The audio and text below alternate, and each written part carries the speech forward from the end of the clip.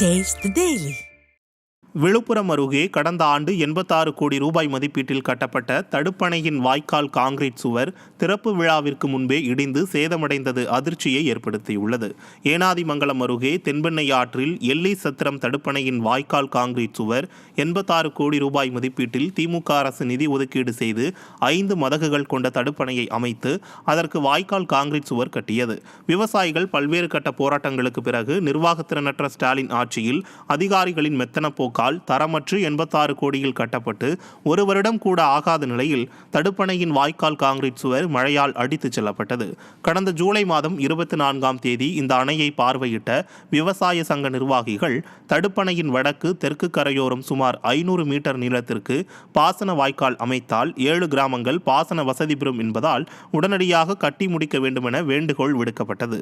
விவசாயிகள் மீது அக்கறை இல்லாத விளம்பர மாடல் அரசு கோரிக்கையை கிடப்பில் போட்டுவிட்டு மக்களின் வரிப்பணத்தை வீணடிப்பதாக அப்பகுதி விவசாயிகள் குற்றம் சாட்டுகின்றனர்.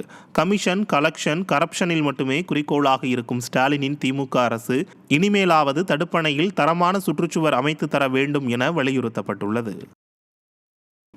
தூத்துக்குடி மாவட்டம் திருச்செந்தூர் அருகே முத்தையாபுரம் கிராமத்தில் கழிவுநீர் கலந்த குடிநீரை குடித்ததால் 200க்கும் மேற்பட்டோர் சொறி, சிரங்கு, அலர்ஜியால் பாதிக்கப்பட்டுள்ளனர்.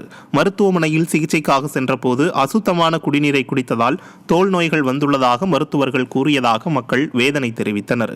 பல வருடங்களாக தண்ணீர் தொட்டிகள் சுத்தம் செய்யப்படவில்லை என்றும் தண்ணீரில் கழிவுநீர் கலப்பதை பஞ்சாயத்து நிர்வாகம் தடுக்க முன்வரவில்லை என்றும் பொதுமக்கள் குற்றம் சாட்டியுள்ளனர். நிர்வாகத்திறனற்ற ஸ்டாலின் அரசு முத்தையாபுரத்தில் மருத்துவ முகாம் நடத்தி தங்களை பாதுகாக்க வேண்டும் எனவும் அப்பகுதி மக்கள் வலியுறுத்தியுள்ளனர். தண்ணியில் கழிவுநீர் கலக்குது, அதனால தான் உங்களுக்கு அந்த மாதிரி அலர்ஜி மாதிரி வருது அப்படின்னு சொல்கிறாங்க. நாங்கள் எங்கள் ஊரில் எல்லாம் சொல்லி பார்த்துட்டோம். அங்கே 3 தொட்டி இருக்குது பார்த்துக்காங்க, வாட்டர் டேங்கு. எதுவுமே ஒழுங்காக க்ளீன் பண்ண மாட்டேங்கிறாங்க.